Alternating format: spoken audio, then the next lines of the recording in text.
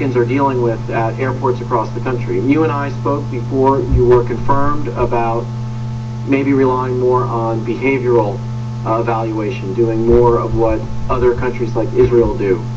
I'm frankly bothered by the level of these pat-downs. I've seen them firsthand in airports in Florida. I wouldn't want my wife to be touched in the way that these folks are being touched. I wouldn't want to be touched that way.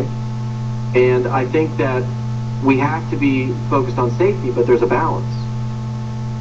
And now you're going forward with more of these advanced imaging technology machines, which I think are fine and appropriate, and although they're invasive, there's not a physical touching to them, and you have procedures in place to keep that person who's looking at the imaging in another room, and there's some protections there. But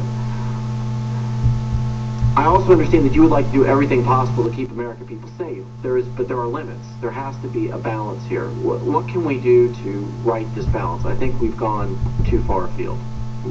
Senator, I think there are a number of issues here, and one is that people who would receive this pat-down almost exclusively would be as a result of some alarm, either through the walk-through metal detector or the advanced imaging technology. So very small number of people would receive a pat-down as a random or something that, because of not a result of an alarm. So that's first. The second is simply being informed by the intelligence that we've talked about, the GAO, the IG, inspection, covert testing, which we could talk about in a classified setting. We know that there are additional things that we could be doing to detect things, and we know based on pat-downs and AIT, we have detected dozens and dozens of, let's say, artfully concealed objects that could pose a risk to aviation. So for me, it comes down to that balance, as you say, in the fact that everybody wants to be secure on that flight, knowing that you've been screened, I've been screened, everybody's been screened properly, and we have a high level of confidence, and yet we want to ensure the best possible privacy. So how can we do that? I think we do that with AIT, and if we move to ATR with stick figure, I think that will really go a long way. So how do we achieve that balance? And in the final analysis, I think reasonable people can disagree as to what that proper balance is, and if we have those two flights that I mentioned earlier, one, you have the option of being screened, and you know everybody else has been. Another flight that there's no screening, you can just go same place. I think almost everybody will get on that flight that's been properly screened. So my job as administrator is just to try to find that balance. I recognize the invasiveness of it. I also recognize that the threats are real, the stakes are high, and we must prevail. Well, and I appreciate the work you're doing. I know it's a difficult balance to strike. What I would hope for with the advancement in technology, without getting into anything that's confidential, you know, when you see little kids or you see senior citizens who are traveling domestically in this country, maybe have never been outside of this country before, we know that the chance that they are a terrorist is very, very, very slim. We know, however, that, and no one wants to talk about profiling because that's a scary word, but we know that if you're a man who's 18 to 40 and you've been traveling around the world, there's a much higher chance that you would fall within that group of folks who could be a danger to this country than the rest of those folks. You know, I would love to see a world where we had some kind of identification that when you went and they checked my driver's license, they would know my travel history, and you could screen people based upon the likelihood that they're a terrorist, and not just because they are walking onto an airplane. That would be a lot, you know, someone who's traveling between, you know, Minneapolis and Fort Lauderdale and has never left the country and never had a criminal record, very good chance that they're not concealing some kind of, you know, plastic explosive in their underwear.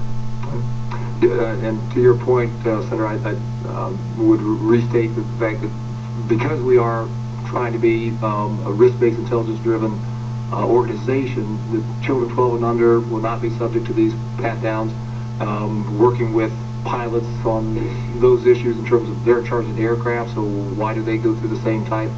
And really trying to be as best informed about each individual traveler, similar to the Israeli model. We're using behavior detection extensively. We're picking up some good finds there. The bottom line is how to do that without profiling, as you say, and that is there's a dynamic tension there between safety, security, and privacy. And so how do we resolve that dynamic tension? and while ensuring the bottom line is that that flight is secure. Appreciate your comments and your good work. Thank you, sir. Thank you, Mr. Chairman. Lemieux, thank you very much. Senator DeMint.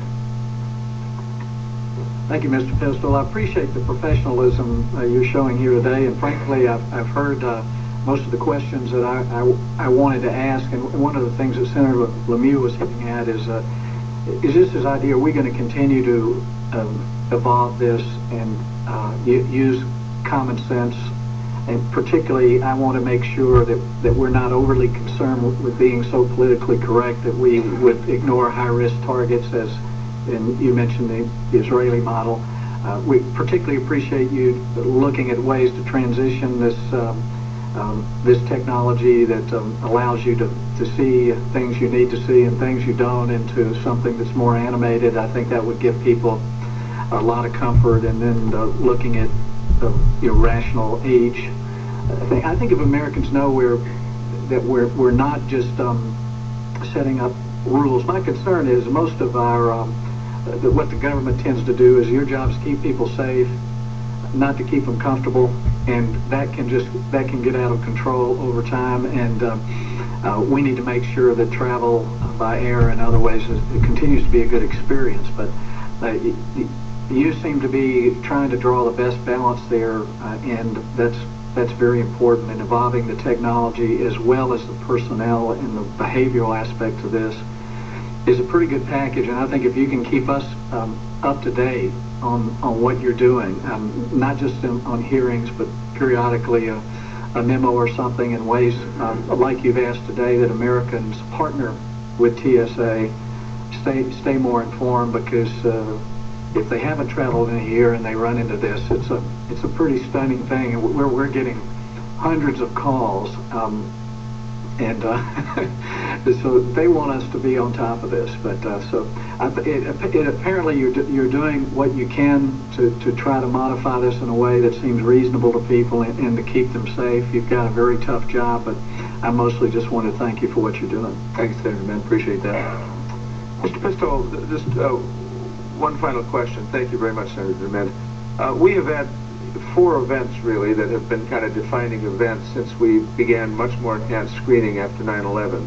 One dealt with shoes, one dealt with underwear, one dealt with liquids, one dealt with cartridge toners, so on. And so each event reflects an offense by someone trying to commit, in this case, murder. I mean, they want to get a bomb on an airplane.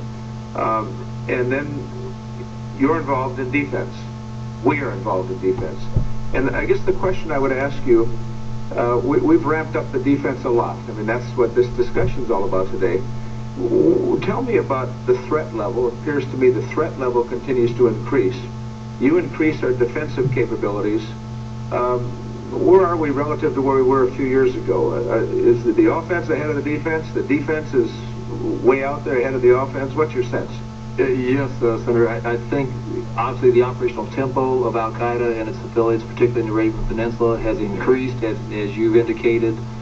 There are other groups around the world that are also interested in committing attacks, not only U.S., but in Europe. You may have seen the Germans increase their level of security this morning in response to a current threat stream that we need to go into closed session about.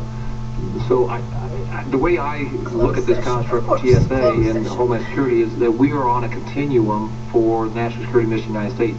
At the one end, we have all the offensive actions of the military, whether in the tribal area, Pakistan, Afghanistan, working with other countries, wherever it may be.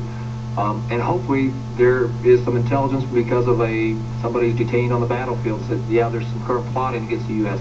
That may not work. And so then we look at those other agencies, CIA and NSA for HUMINT and SIGINT, and those things that hopefully will inform us about plots that may be taking place here in the U.S.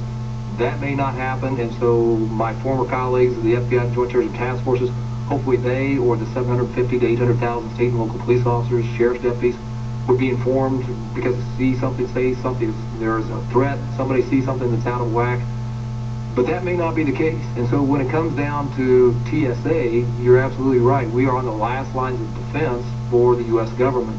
And whether it is a behavior detection officer, whether it's an explosive specialist doing swabbing of hands and picking up trace residue, whether it's the security officer through the AIT or the pat-down.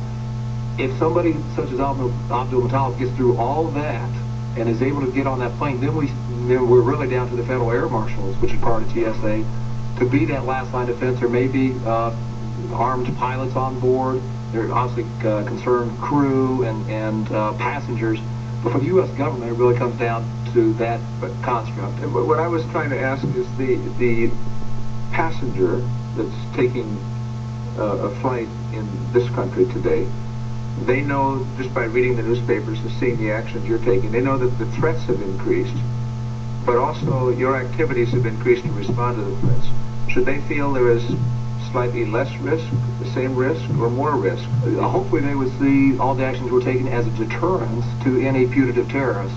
So somebody who is planning an attack on aviation particularly would see these actions as a way of moving them, unfortunately, to a softer target. I mean, we've done so much to harden the targets of aviation, and yet, they have done all these types of attacks. So I hope it's a deterrence. That's the bottom line.